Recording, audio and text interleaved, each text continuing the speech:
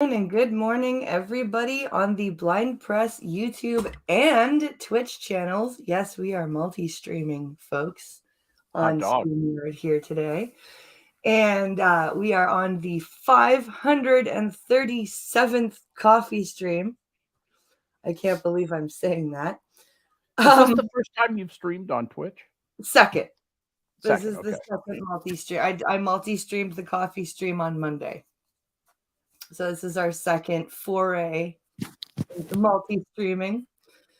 And I am joined today by my good friend Skep Talk. Hi, everybody. And for those of you on Twitch, every Wednesday I switch between Skep Talk and my good friend Dr. Functional. Our good friend. Yes, our good friend. And we switch it up on Wednesdays, and I have either Skep or Functional on. So that is today, and today we've got a lot to talk about. We've got some current event stuff to talk about, and I have a little video for us to watch before we talk about some of the current events that is going on here. So I'm just going to share the stream or the screen. So for those of you, well, I'm sure everybody knows on Twitch and YouTube, I am an avid fighting game player, especially Mortal Kombat right now. And there has been a very big community develop. Well, it's not huge, but it's growing very quickly. The blind fighting game community. And there have been, for 2 years now, there has been a tournament called the Sento Showdown. And this tournament has been specifically for blind and low vision people to get together and play Mortal Kombat. And it is incredibly competitive. The players are incredibly good. But it's been held on Xbox the past 2 years. So I have not been able to compete. Well, this year, things are a little bit different. So I'm going to full screen this and play this. And this trailer is also fully audio described, which I think is cool because it has been filmed and edited and put together and narrated by the organizers of this tournament, who, by the way, are also blind/low vision. So this is truly a tournament for the blind by the blind. So without further ado, let's watch this trailer for the Sento Showdown Season 3, and I'll make my announcement after. 30 years of combat. Scorpion breathes fire on Johnny Cage, burning him to a crisp. Sub-Zero shatters Scorpion's upper body with an uppercut. Scorpion transforms into a penguin. A timeless conquest continues. Kenshi performs a series of punches and blade strikes against Sub-Zero. Witness as blind and visually impaired players showcase their prowess. Kenshi battles against Kano. He pulverizes him using slashes from his sword, Sento, and his telekinetic powers. More action, more prizes, more players. The blind swordsman defeats an onslaught of warriors.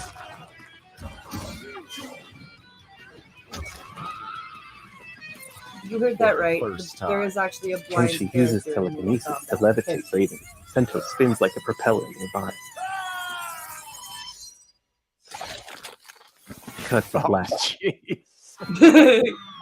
Mortal Kombat 11 fighters appear. Ouch. Held exclusively on PlayStation. Scorpion impales Sub-Zero with his kunai. He lands behind him, wrapping the chain around his body. He appears in front of him again and slices him in half. The Sento Showdown Season 3. Saturday, July 9th and Sunday, July 10th. North America only.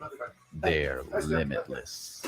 Keep up to date Twitter at Sento Showdown, YouTube OBSKH Rattlehead. Join our Discord, link on Twitter. Hashtag Sento Showdown, hashtag They're Limitless. Con of the Hill series, Tuesdays at 8 p.m. Central Standard Time on twitch.tv/OBS Rattlehead. Saturdays at 4 p.m. Central Standard Time on twitch.tv/YourSins. Credits brought to you by the Sento Showdown team. Edited by TQT. Written by Blindsight Blue. Music provided by Distartica. Closed captioning provided by Rev. Voiceover by Your Sins. Audio description provided by Captain Earshot. All of whom are blind. Interesting. And Distartica is Rattlehead's band. Excellent. So this is Awesome. truly a blind event. And it's last year it actually was hosted on Xbox's official Twitch channel. So it got recognition. And this year, because it's on PlayStation, I have submitted my entry into this tournament. So I am going to be practicing like crazy because the people who are signing up for this are, quite frankly, they could probably go up against some of the cited professional gamers that play this game and win.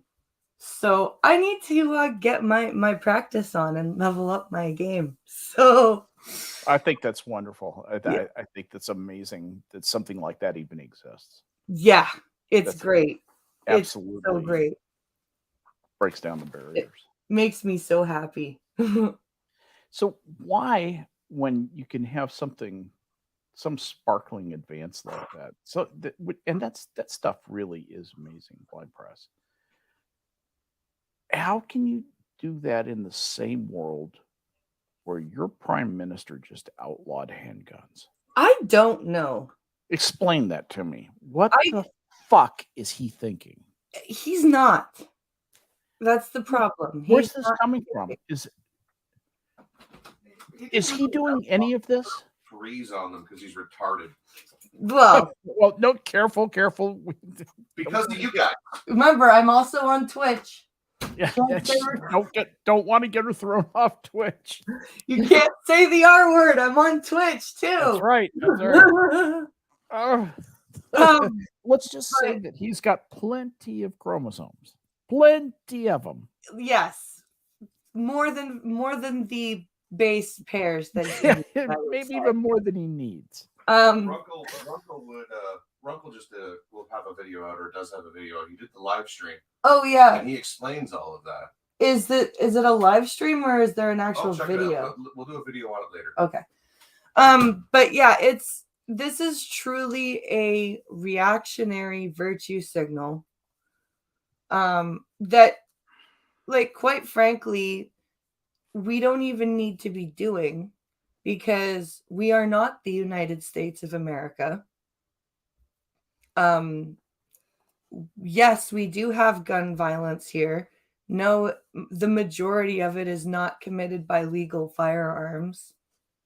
And when I just to clarify, there is definitely gun violence up here that is done with legally purchased firearms, but the majority of it is committed in large cities, Toronto, Vancouver, Montreal, with illegal imported, I would also like to say, imported handguns purchased through gang purchases They have from gangs in Canada? Oh God, yeah. Tons of gangs in Canada. Even in Quebec? Oh God, Jesus. The Montreal is basically run by the Toronto mafia. is mostly run by Jamaica. Yeah, Is it really? Toronto is mostly run by the Jamaicans. Montreal is mostly run by the mafia. People don't Uh. realize how brutal those Jamaican guys Oh God. are. You talk about plata y plomba. You Yeah. know, that those guys invented that stuff. The Mexicans have nothing on the Jamaicans. Nope. They are truly businessmen, so to speak. And then Vancouver is run by a lot by Chinese gangs. Really. Yep. Don't forget the biker wars. And oh God, the biker wars in the 90s. I'm gonna guess and say that was British Columbia or Oh Alberta, no. maybe. Biker wars was pretty much all across the country, but very much in places like Montreal, even in places like Brantford. Really? Oh yeah. Outlaws versus Hells Angels, Outlaws and what was the other Pagans. one? And then especially if you got into reservation territory, some of the biker gangs would get in fights with the natives. Satan's Choice, that's the other one. Outlaws, Hells Angels, and Satan's Choice. Those were the three major warring biker clubs at the in the 90s, to the point where there actually became a law where you couldn't wear your colors because people were literally getting killed. Wow. Just because, oh, I see that you're wearing a Hells Angels patch and I'm Satan's Choice. Pop, pop. Yay. So yeah, Canada has its fair share of violence, but a lot of its gun violence comes from imported handguns that are already like not legal they're legal, they're guns, but they're not like they're stolen whatever already, right? And then they're purchased from whatever criminals have lifted the guns, say in Detroit or Buffalo or whatever, and they're illegally smuggled over the border, and then they're sold, in Toronto, in Montreal, in like that. And so most of the gun crime up here you'll see is with a handgun that is not a licensed, legally obtained handgun. So for Trudeau to put a freeze on legally obtained handguns is going to do quite absolutely nothing. Well, he's going to criminalize a lot of basically innocent people. Yes. With a stupid arbitrary law. Yes. Is nothing but eyewash for the wokesters. Yes. That is exactly it. I'm not impressed. Here's the problem. Down here in West Virginia, we had something happen the other day, a few days ago, where a guy was had some kind of beef against a group of people. They were having a graduation party at their apartment complex. He drove up and down the street with his AR in the back of his car. He finally parked his car and started shooting into the crowd of celebrants at this party. A 37-year-old woman who was a legal firearm holder was on the street walking down, sees this guy shooting at this group of people with an AR. She freaking plugs him. She put 3 bullets in him. Good for her. He had 35 prior arrests. He was a convicted felon. Shouldn't have had a firearm in the first place. No. And was breaking the law. He was committing a felony just by having the firearm that he had on him. And in Trudeau's world, there's another mass casualty event, and the people without guns, the innocent people without guns, will become victims for the guilty people who will continue to obtain them. Why does Yeah. Trudeau think that bad people will not have illicit means of obtaining weapons? How can he think that? Because in his world, everybody follows the law. So if there are new laws that say you can't have handguns right now, even the criminals will be like, "Oh, You know, oh boy." I actually don't even think it's that deep, Blind President. I think it's more like he gets together with the people who handle his publicity, and they say, Yeah. "We think we could get a few more points if you'd come out for this and push this bill through Parliament." And I think that's all that governs somebody like Trudeau. He's I would way agree. past actually having plans to do anything. He's completely cynical because he's failed in almost everything he's ever tried, and at this point he's just kind of flailing away at problems and not really making an effort to do anything more than curry favor with his base, which is why It really does feel like Trudeau is in lockstep with whatever President Biden does. yeah. And it's like even to the point where for the first week or so of the last election, he was saying "Build Back Better." And then magically this after the first week, he just stopped saying "Build Back Better" altogether. But for the first 7 days, he was saying "Build Back Better" quite regularly. And it was very obvious that he was getting that from Mr. Biden. Sure. That Pinkel points out something really important. Did you happen to notice that the Toronto incident that happened last week, the day after the Texas incident, is gone from the news? Yep. It's gone. Do you know what happened in Toronto, Skep?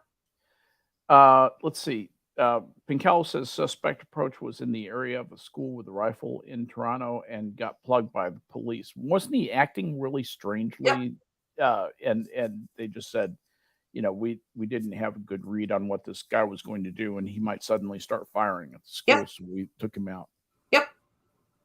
I don't really have a problem with that. Meanwhile, in Texas, the police were like, stand down while 20 kids die. Like, yeah.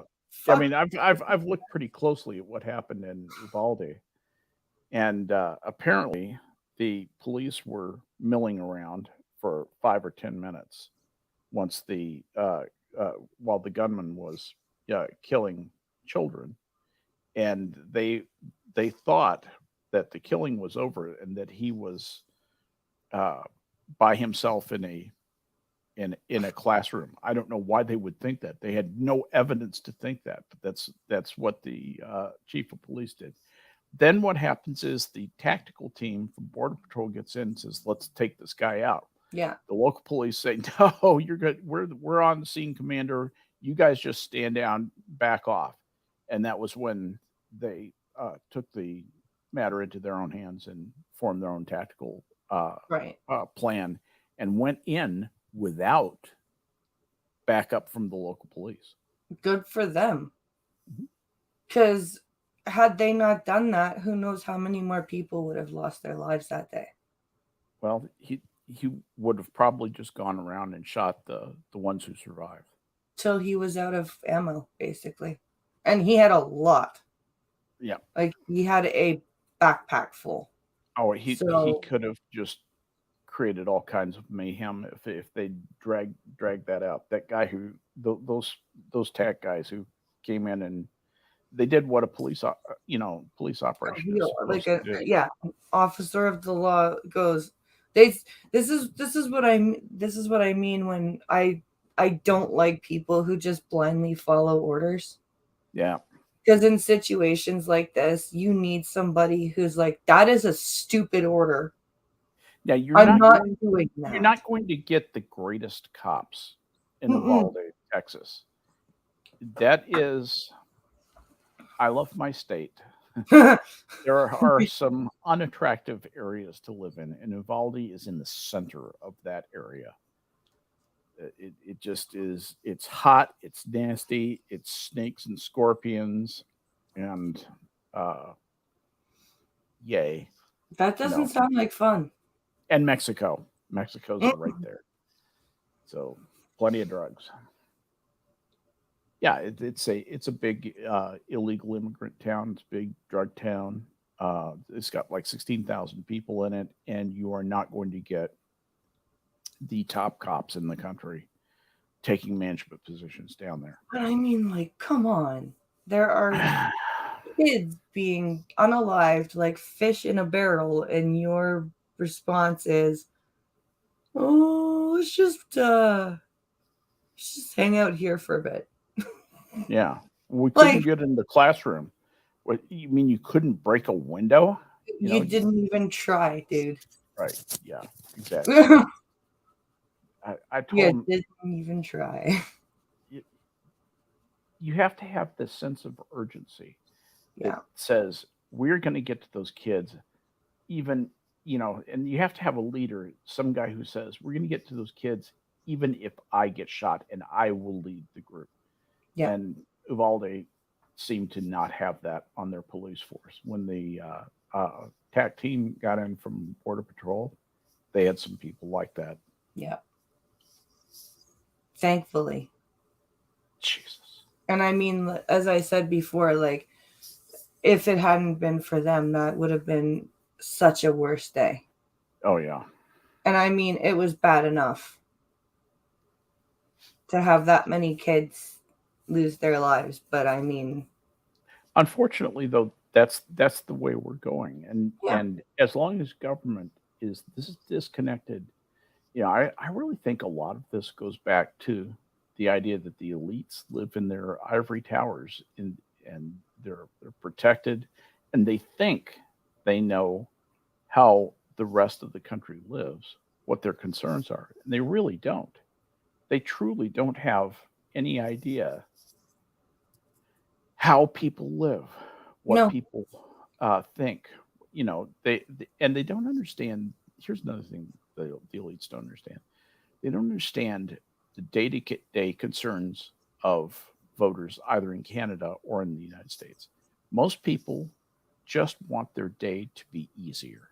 Yeah. They just want the things that happen to them during the day to come a little bit easier, to think about the world and feel secure that their country is going to keep them secure and do their part to help the country succeed. Everybody's got a little tiny part, and that's all people want. They don't have most people aren't political nerds like you and I are. No. Most people don't think this hard about this stuff. Most people don't care this much about that. They care about their ordinary lives because they have lives. But yeah. But seriously, they care about their day-to-day activities. And that's something that the elites, they lose touch with very quickly when they go to a place like Toronto or Washington D.C., Ottawa or Washington D.C., and they get more distant over time, and then the measures and cures and procedures and laws and regulations and so forth that they think will describe a perfect way forward for their country have varying, usually noxious effects on the citizenry, and end up being still picture solutions to a moving picture problem. Yeah. You know what I'm saying? Yeah. They take a picture of the problem in time and say, okay, it's always like this. Here's the solution. And then the next day, the problem up and mutates and changes, but they've still got that old solution and they're funding it too. By God, they're going to fund it doggedly, no matter how bad it is. Yeah. That's the way I look at gun control and the criminalization of gun ownership by Trudeau. It's just sad. We're seeing this in the election as well, because there's a provincial election in Ontario right now. It's tomorrow actually is voting day. And I think one of the parties, the New Democrats, mentioned disability recipient, like Ontario Disability Program recipients, for 30 seconds during the televised debate. Mhm. None of the other parties have mentioned disabled people. And the New Democrats are not going to win. It's not going to happen. The polls, even polls in liberal minded newspapers are forecasting a majority vote for the Conservatives in Ontario right now. Nobody's going. Pardon? Say that again. Say that again. Even the liberal, the newspapers with a very liberal readership and writership Mhm. Are predicting a majority win for the Conservative government again in Ontario. So the New Democrats are not going to win. But nobody is mentioning disabled people. Everyone is focused on personal support workers because of COVID, gun violence because of Toronto, because all of the parties think, like, all of them spent half the debate talking about Toronto. And I'm like, okay, you know that Ontario is more than Toronto, right? Like, you do know this, right? Like, please tell me you guys know that the province is more than Toronto. And that's the problem with provincial politics, is that all of the parties focus on issues that affect Toronto, like gun violence and, long-term living and all that. Where are we going to put all the people, right? But nobody. All the people. Yeah. Where are we going to put all the? How many sky houses do we have to build this year, and why are they so expensive? That's what they care about. They don't care about small town Ontario. They don't care about, and the only party that talked about small town Ontario was the Conservative Party. But the crappy part is, and this is going on to the federal level too, there is a bill being tabled right now for a Canada disability benefit, which would be a federal benefit. And this would be this would be money coming in from the federal government for people who are receiving what is called the disability tax credit, which is something that you can have on your when you file your taxes every year, that says, hey, I'm permanently disabled. Send me money. Send me money, or at least make it so I don't have to, like, it does help balance out your tax bill and stuff like that as well. But so these recipients of this tax credit would be eligible for a federal benefit from the government. Now the problem is, if you are on provincial benefits for disability and you receive any federal money, the province will claw back 100%, dollar for dollar, the amount you got federally, because they say that you're double dipping. But what if the money you're getting back federally is your own tax money, which is what a tax credit is? They don't care. Double dip it to them. So let me tell you a story. It's so evil. Let me tell you a story. So about just before our oldest son was born, Pincalo was laid off. And so he was told, because we are honest, my disability, or he is on my disability file as my common law spouse. So my worker told him, you have to apply for employment insurance, which is something that you pay into every time you get a paycheck when you work here, right? It is automatically deducted off your paycheck and put into a big fund, so that if you lose your job, like you're laid off or whatever, you can apply for that money, and they will send you, like, you'll get a check. I think it's like 15 or 20 weeks worth of money while you look for a new job. That's your money that you paid into federally. So my provincial disability worker told Pincalo, okay, you have to apply for EI. Okay, fine. So we're about to move in with my mom. A whole big bad story there, but we had to move out of our apartment when I was like 7 months pregnant and move in with my mom, which sucked ass. I can imagine that. But that was fun. Oh, it was awesome. But then I was fully ready to give her because I was expecting, since Pincalo was laid off, my disability check to go up to my full eligibility amount, because when Pincalo was working, I lost half of my check. Oh yeah. So I was like, yeah, Mom, I'm going to give you, like, as of, thank you for letting us move in and whatever, I'm going to give you my check when we move in for that first month. Well, when Pincalo gets approved for EI, my worker and I are on the phone, and I, just to be honest, I tell her, okay, yeah, Pincalo's been approved for EI.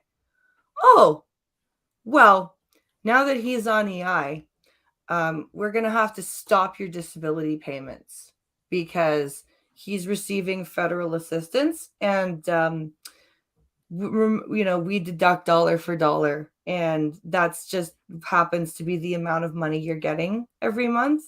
So you're not getting a paycheck now. And this is incentive. This is incentive for Pincalo to go get a job, was what we were told. I was so upset that day. Pincalo thought he was going to have to take me to the hospital because he was worried I was going to go into early labor. Because the government, the provincial government just doesn't fucking care.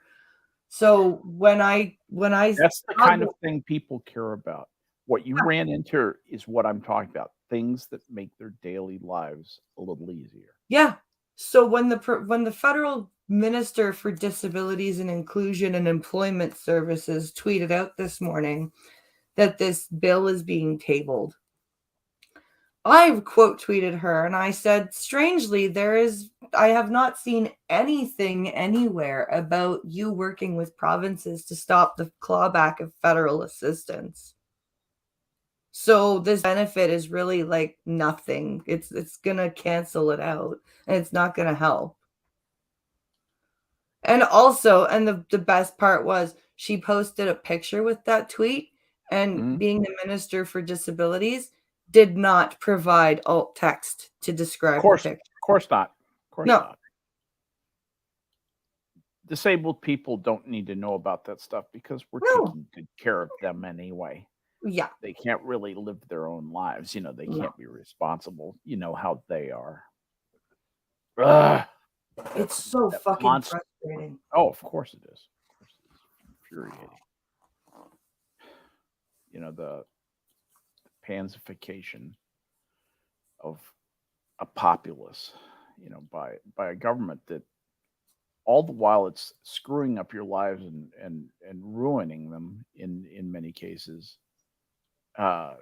is happy to tell you, what a great job that they think they're doing. Oh yeah, we have your back. If I hear Justin Trudeau say, "We've had your back," one more time, Yeah, I may have an aneurysm. I feel that. He's he's just turned into I thought he was going to be a good-natured, fool, Yeah, and he's turned into a monster. He's turned he into really has. an egotistical. He's completely. He reminds me so much of Gavin Newsom. I can hardly tell them apart. They're both sick with their own power. Yeah. And Trudeau, people don't get well from that disease. No. You have to throw them out of office. And I hope and pray that you guys will do that soon. Well, the Conservative Party has to pick a leader and has to stop fighting amongst themselves. That would be a big help. Because that's what's keeping them from getting elected, is the infighting amongst the Conservative Party. And Canadians see that, and they don't want to vote for that.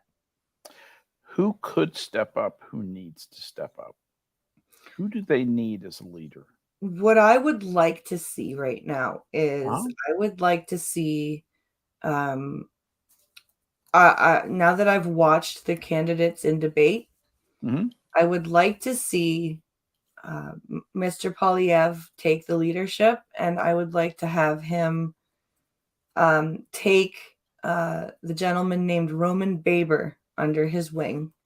Roman Baber is an independent member of provincial parliament right now. He was tossed out of the Conservative provincial party because he tried to call out Doug Ford for flip-flopping and like kowtowing to Trudeau. And Doug Ford tossed him out. And so is Doug Ford a problem or a solution? Or is he both? He's the devil, you know. Yeah. He's the devil, you know. Unfortunately, he is the least bad. That is who we are. That's who we have to vote for this time. The least bad. That's like American politics. Yeah. This is in our province right now. We need to pick. We need to vote for the least bad party. And right now that is the provincial Conservatives. Here's hoping. Yeah. Because the New Democrats, if they won, they would have us have a $20 an hour minimum wage. Because 15 is, it's just not enough. We need 20. You're going to put so many small businesses out of business. Yep. That's not where the problem is.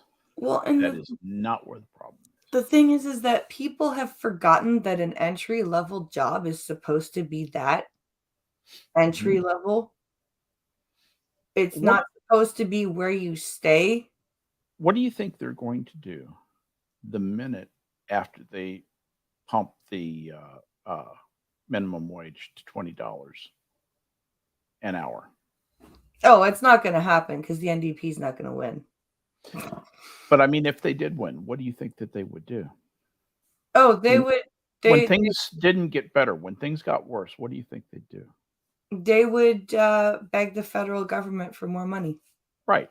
We're not socialisming hard enough. We need to socialism harder. Yeah. It's never been done right. And they would go straight to the government for more money. And because Trudeau is there and he's got Jagmeet Singh as his little buddy now. Oh, Jagmeet. Yeah. It would be, sure, here you go.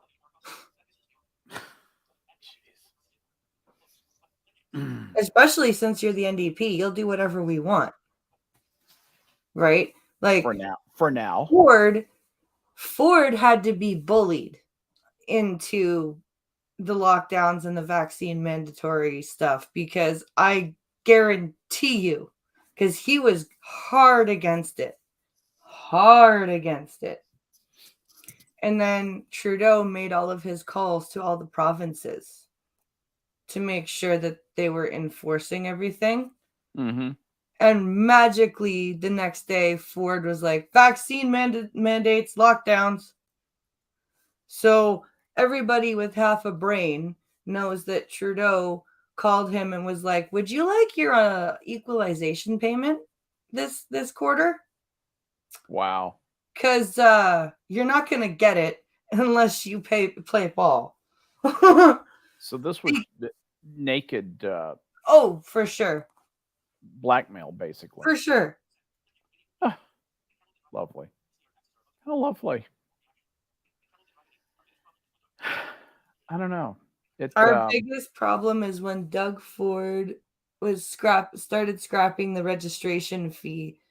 So obviously our taxes are about to go. Yeah. Our taxes are about to go up. Yeah, because Doug Ford, in a very obvious election move for votes, scrapped the vehicle registration fee, or the sticker registration for your sticker for your car. Really? Yeah.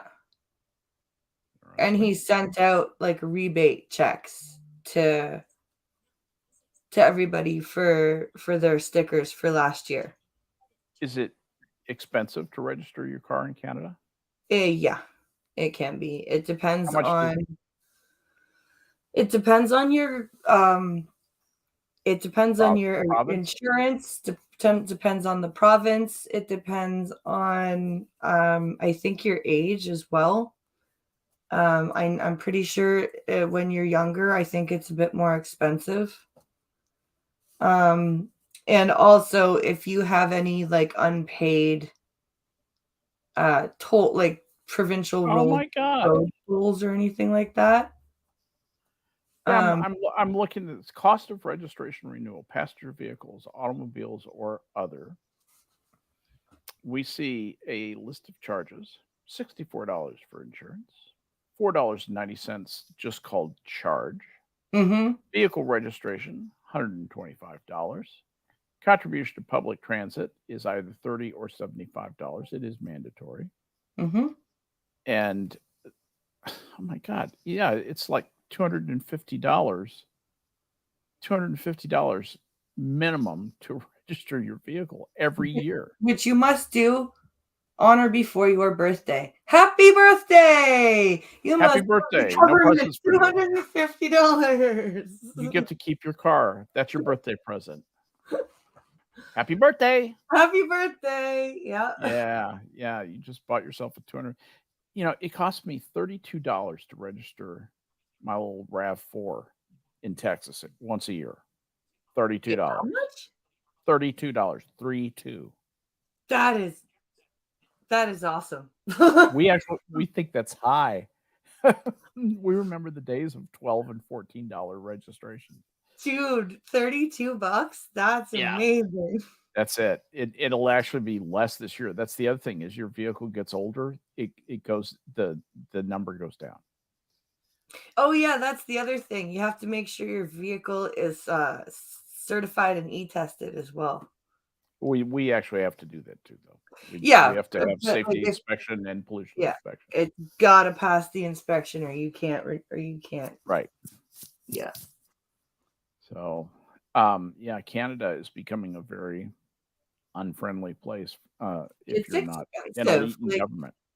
Even like just gas, like it's been like there have been a lot of days this past week where gas has been over $2 a liter. Which is, I think it's wait, what? Over $2 a liter. And there's 3.8 liters in a gallon, I think. Yeah, a liter is basically a quart. Yeah. And a quart is 2 pints. So $8 gas, 8 Canadian dollars, which are worth more than American dollars now. Thanks. Well done, Joe. Jesus. Yeah. $8 gas. That didn't have to happen. No. None of this had to happen. No. And, you know, and Trudeau did not really do all that. He followed along, but Yeah. he was not the leader. No. Stumblefoot here in Washington was the leader. Idiot. Old fool. Anyway, yeah, things have really gone downhill, and it's a shame. Things, Yeah. we're going to look back to the like the 2000s, the aughts, and the early 2000s as the good old days. Yeah. And then everybody's going to remember 2021. Yeah, that's when it all went south. And, it's gonna be like I'm very interested to see what history books in like 100 or 150 years will say about 20, say from like 2015 until right now. Just, I really wonder what they would talk about, you know, with, and how they would frame, you know, the election of Justin Trudeau in Canada, the election of Donald Trump in the United States, you know, the COVID pandemic, and how the government's dealt with it. Yeah. The inflation crisis, and the war in Ukraine, and how the Western world decided to virtue signal instead of help, and it screwed its citizens by not using its own oil to supply its own citizens. And it's like, in fairness, of course, helping Ukraine is good. was tricky. Yeah, helping would have been tricky because you have a crazy guy Yeah. who's prosecuting the war on the other side. He's so unpredictable that you have to have a wide margin of safety in the moves that you make. I mean, he's capable of killing millions of people by pushing a button. He really is. And it's not that we could probably do pretty well against an all-out attack by Russia against the United States, and his country would be devastated. The response, which is essentially automatic from the United States via the nuclear subs that are out, would erase his country. But then there would be all that collateral damage. Oh my gosh. Russia would have no-go zones all over the place. Lots of places like Chernobyl. There would be fallout for territories for you guys, like Alaska. Sure. And there would be there would be fallout for your allies. Yep. Poison the ocean. Our Arctic region would be fucked. Irradiated. Yep. Like it would be horrible. Yep. Yeah, it would. So you have to behave very carefully to keep Putin from exploding. Basically, you got to treat him like a bomb. But what I really can't get over, I understand people being appalled at Donald Trump. You know, I think he's an appalling person, frankly. He's very crass, and he's a crass egotist. Blah blah blah blah blah. But they've gotten so wound up in hating him that something else happens where anything the other side says is, yeah, automatically let's do that. And some of the things that the other side is suggesting are not well thought out.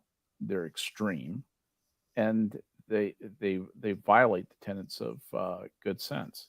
Some of them are much more evil than anything Donald Trump has ever come up with. No, Trump had some pretty good advisors. I actually don't think he was formulating much of his policy. I think he had some people who had a lot of experience in Washington and in dealing with foreign policy.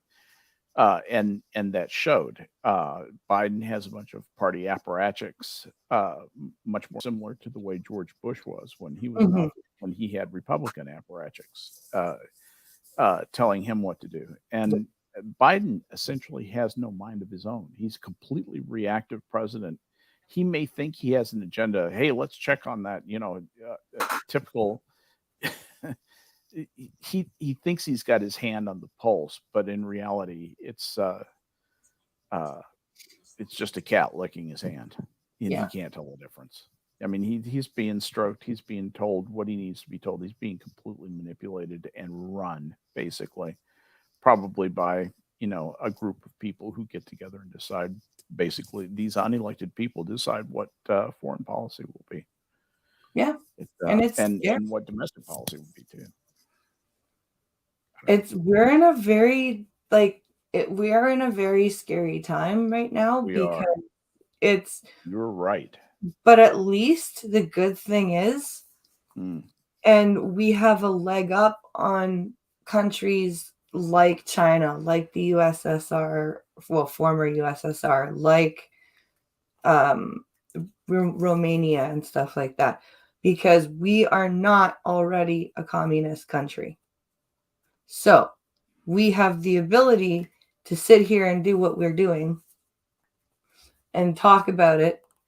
And whether our audience is 6 people or 6,000 people, we still have the ability to speak on this.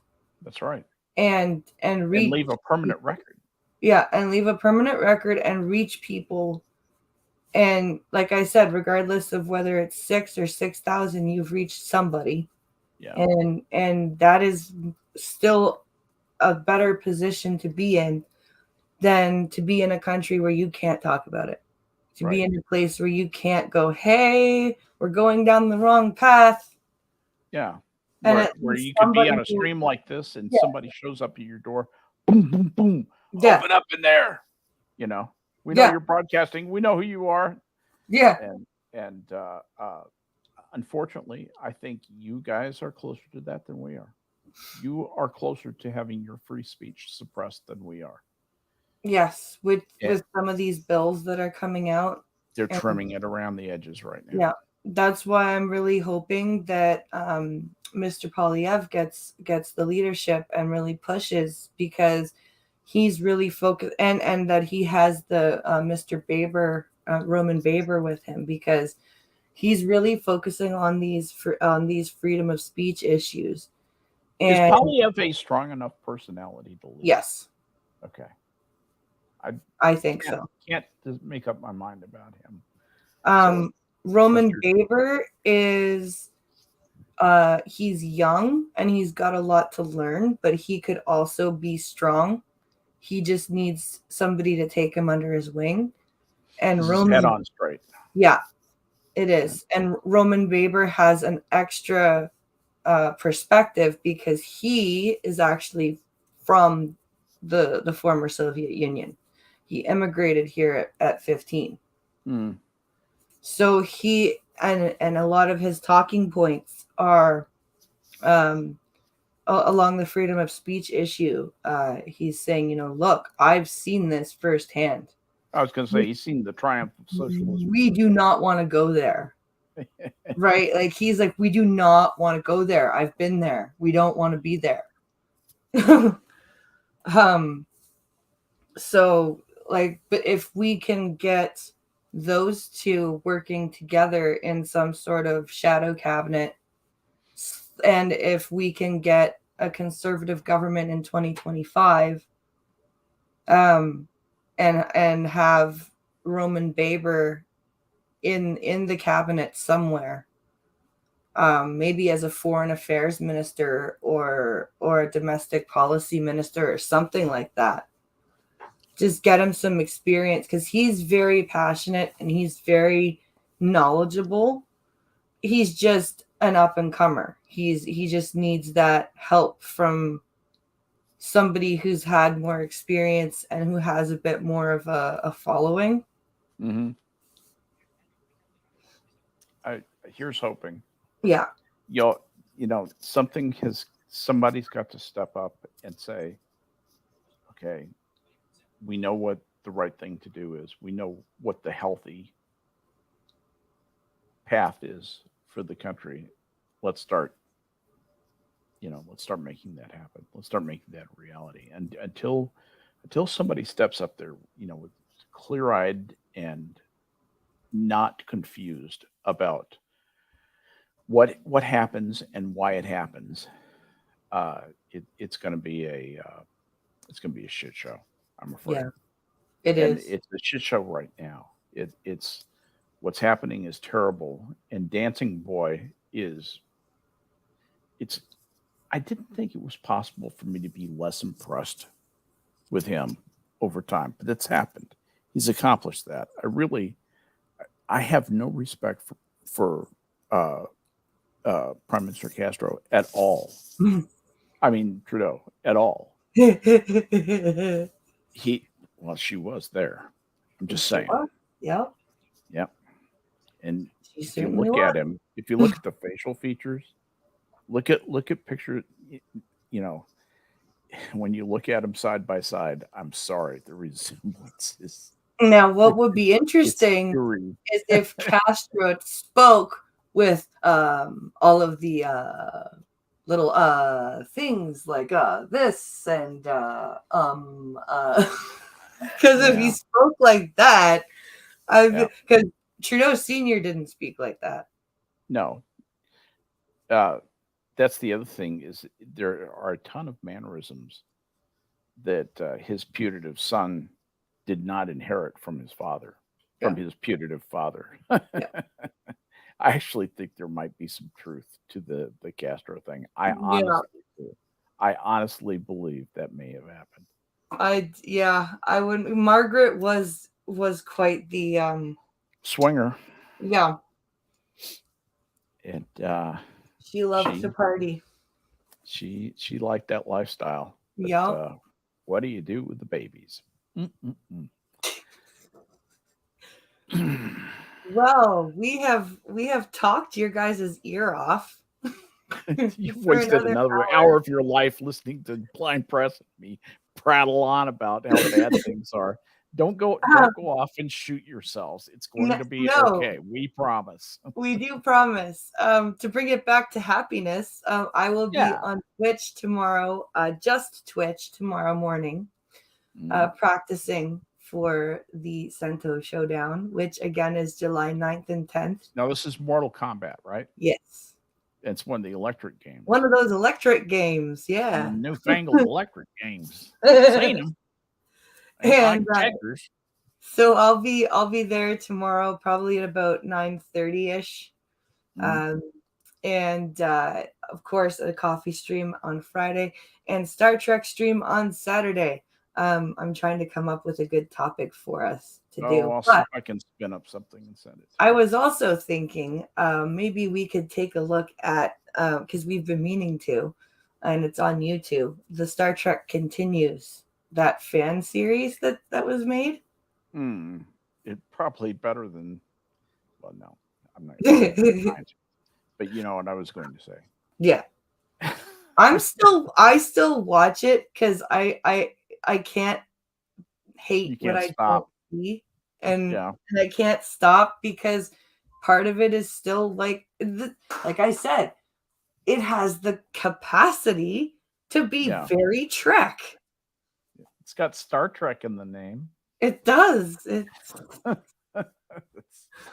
All right, guys. Thank you for watching. Have a great day, and I'll see you on Twitch tomorrow morning. Bye, guys. Bye, everybody.